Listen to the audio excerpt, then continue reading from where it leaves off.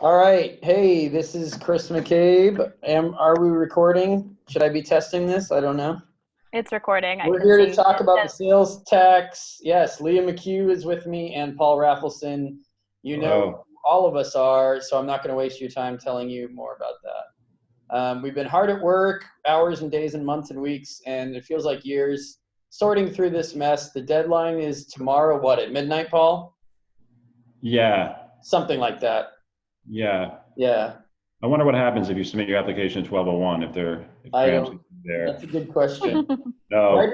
Right around the time that your children are stuffing their faces and mouths full of sugary candy and chocolate, this amnesty will come and go. So we wanted to catch you up on everything we've been doing, or at least some of the things we've been doing.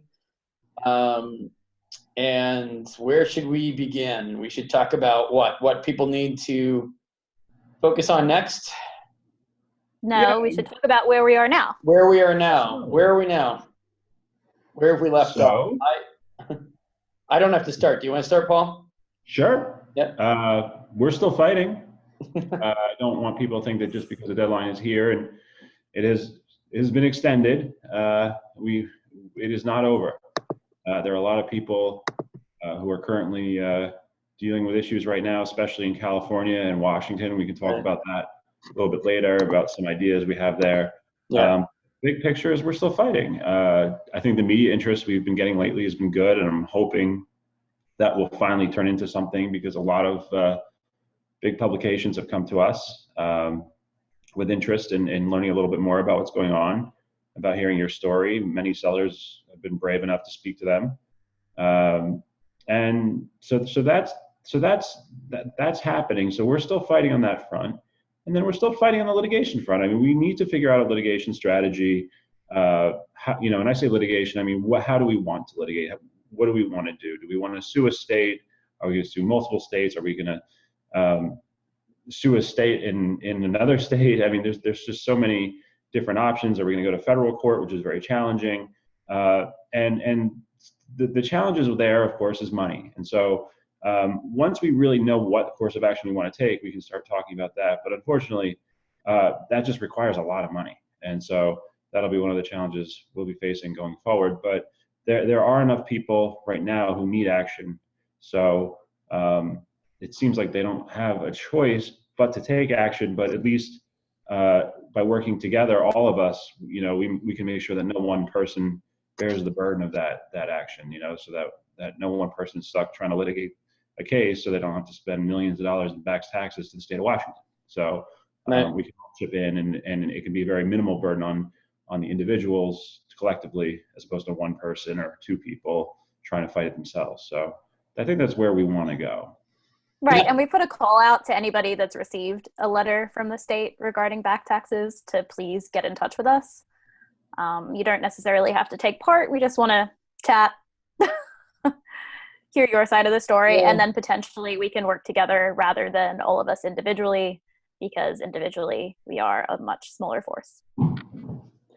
And in terms of the media stuff, obviously that's sort of a fluid situation. They are getting more interested now that it's closer to the deadline, or maybe in the immediate aftermath of the deadline passing. There'll be some stories. I'm aware they're just sick of talking about the headquarters. Right. They're sick of talking about the headquarters. They're finally turning their attention to this. I should have known that this morning, would be a lot of emails and phone calls, and I was semi-prepared for that. But I'm still gathering information. I'm still getting sellers together to talk to the press. All these various either publications or news outlets, they've talked to us already for the most part. Some of them are re-exploring it and getting interested in following up with us, but most of them want to talk to and hear from sellers. In the particular case of today, sellers who got letters from California or Washington, that was one highlighted group that they wanted to talk to. Several of you fit that criteria. There was a Boston Globe reporter who wanted to talk to sellers in the Massachusetts/Boston area, New England area. So they're all sort of rushing me at once now, even though we've been kind of pestering them for weeks on this. The best I can do is sort of talk to as many of you as possible. help you get to where you need to be, to talk to them or email with them. Most of them are interested in talking to you, whether it's anonymous or not. So that's kind of makes life easier for you. They want to hear your anxieties, concerns, where you go from here, what you're trying to do.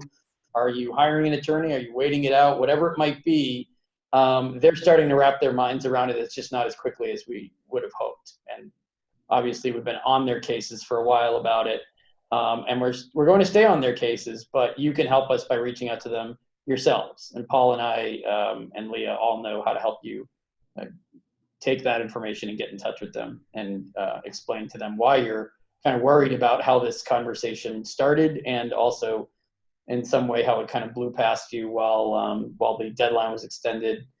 So the media is ongoing. We're talking about trying to kickstart some maybe lobbying efforts. I mean, that's another gargantuan task. That's important. I'm glad you brought that up, because that is something that we've been talking about. You know, it's something that I think sellers have been talking about, but there's some challenges. But this is something since day one. Some of the first sellers I spoke to on this issue said right away, why aren't we forming a lobby? You know, why aren't we forming a trade association? Why aren't we, you know, combining forces and setting up some sort of organization to represent the interests of sellers, and not just in tax? I mean, there's the tax issue is sort of a singular issue, but there's a lot of issues that Amazon sellers, you know, really need representation on. I mean, Amazon for one, just sort of, you know, balance of power.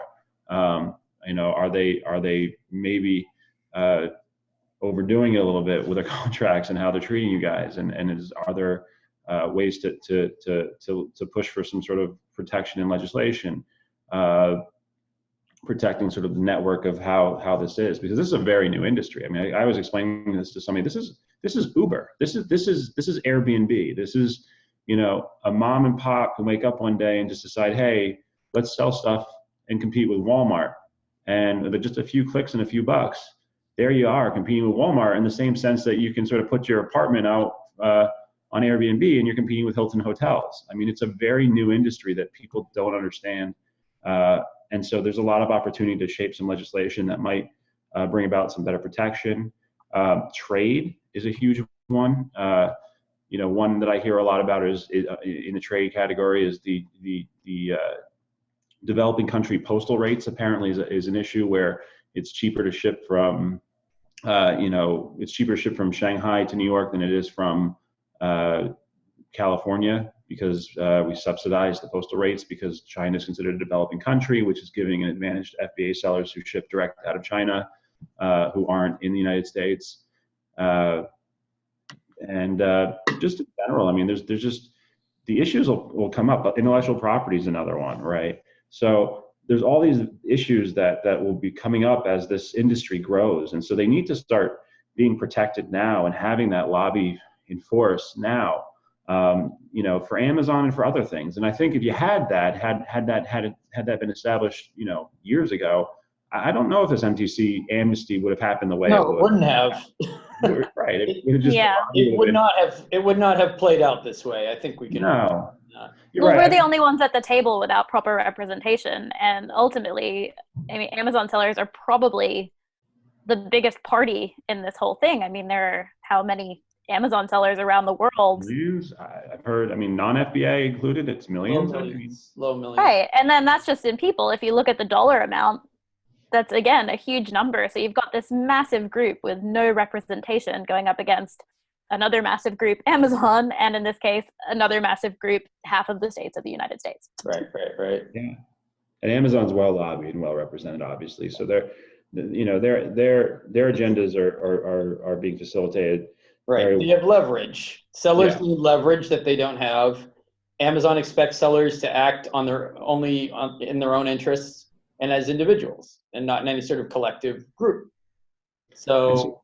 And so people ask me, well, why don't we do that first? I said, well, we have 60 days to figure out what's going on. And, you know, I think there was probably a little bit of naivety on my part to think that this was as, I don't know how to say this nicely. Solvable?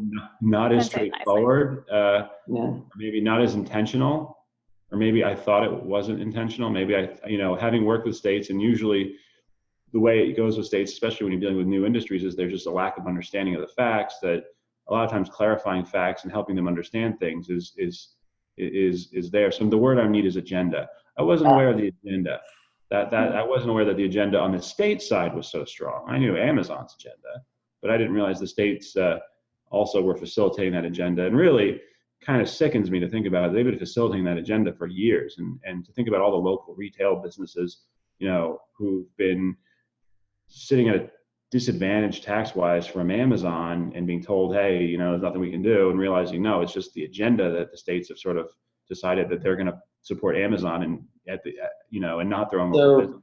Yeah. So in the absence of, without getting into tons of details, Paul and I have been talking to different lawyers who are familiar with structuring and setting up trade associations, and we're still working on that.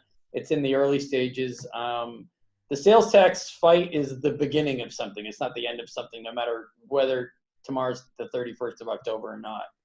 So the question becomes, if you get letters from some of these states, Paul, what do you, without a blanket statement for everybody, people are getting these letters. So is there any one thing or two things we should direct them to do in the meantime? Yeah, definitely reach out to us, talk to us. We want to know. Right now, what we know is people are getting letters from California, people are getting letters from Washington. Those are the two states we've heard about. If the letter is just a nexus questionnaire and it's your first one, just let us know. I'm not going to say blanket, don't answer it, but typically most people I speak to, I'm not in a rush to see the person answer a blanket nexus questionnaire that's sort of, just sent through the regular mail and no sense of urgency. When you want to worry and you see the words like notice of audit, notice of assessment, notice of proposed assessment or adjustment instead of assessment, so then notice of proposed adjustment, impending assessment, if there's a dollar amount on the letter, then you really want to contact me or a state tax lawyer, but definitely get in contact with somebody and take action, because those are the moments where if you don't act, you can get real trouble. But the first nexus questionnaire, the urgency level is probably low. Right. The trick right now is we're trying to buy time because we want to take collective action. We don't want to see people take individual action. So I'm actually working on something right now, and I really wish I could announce it today. And I was trying really hard to get it announced. Oh, go on, tell us. Just announce it now. No, because if I announce it and then it doesn't happen, I don't want to jeopardize it from happening. That's No, this is a short video. It's too important but I think once it happens, it'll be a pretty powerful statement for everyone who's gotten a letter in California to say,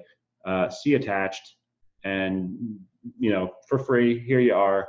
I hope to announce in the next week or so that attachment, what you can send back and say, here, this is what you need to look at, and really just kind of let the department noodle on that for a while, because it's going to be a big one. I think it's going to be a huge problem for them to figure that one out.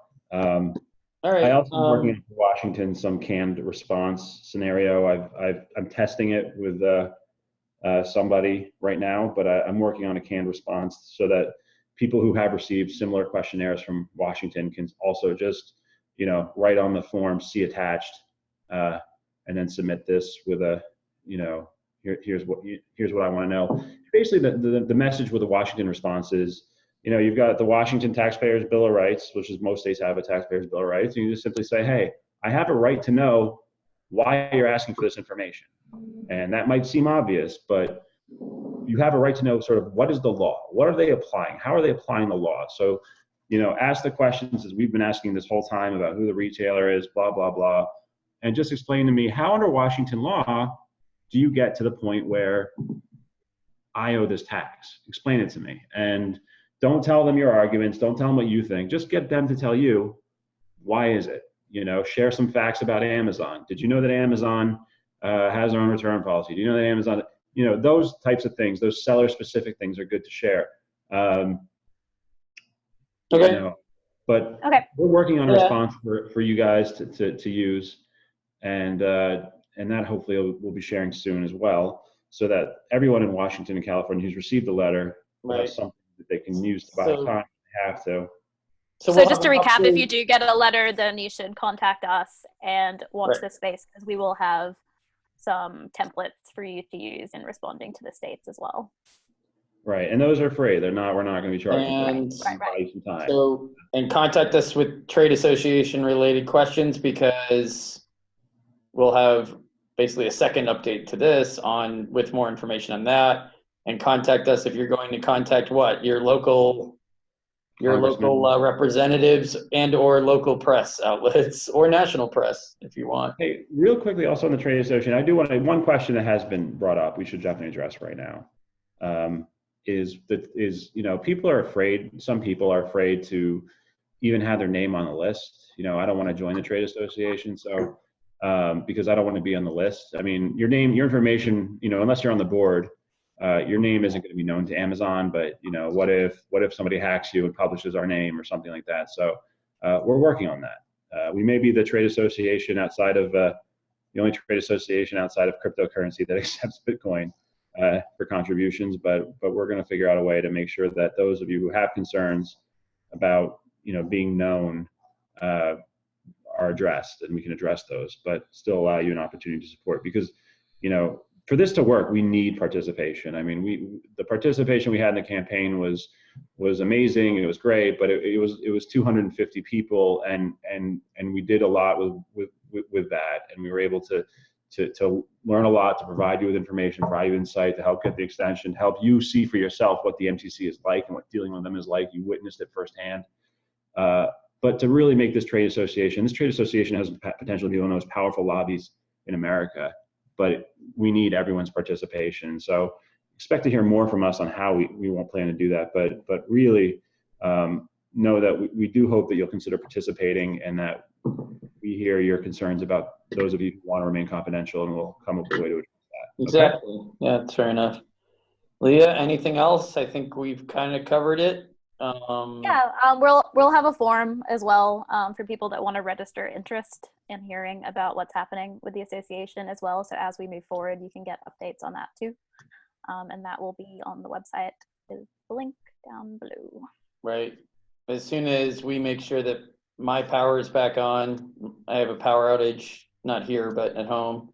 And Paul, you have power? You have electricity? It's back. Yeah, we had a mini storm last night in the Northeast. And Leah's Wi-Fi occasionally works. So. Well, I'm in Australia, so just Wi-Fi in Australia. Oh, Wi-Fi in Australia sometimes doesn't work. Yeah, it's true. All right. But as soon as we figure all those out, we'll update again. And any questions, Paul's email that we put together is tax@ecommercechris.com. I'm Chris at ecommercechris.com. And Leah is findable at Leah at ecommercechris.com. Yeah, someday we won't be hosting every sales tax question through my website. That's a promise, for sure. Temporary solution only. Again, we had 60 days to come up with. Right, we kind of slapped that together, and I already had the site there, so makes sense to me. Yes, thank you, Chris, for hosting us and for hosting this. Thank you for. Yeah. No, we're sorry if we're a little spaced and tired. We've been working on this quite a bit lately. Send us your questions, and happy Halloween. Happy Halloween. Bye. Bye.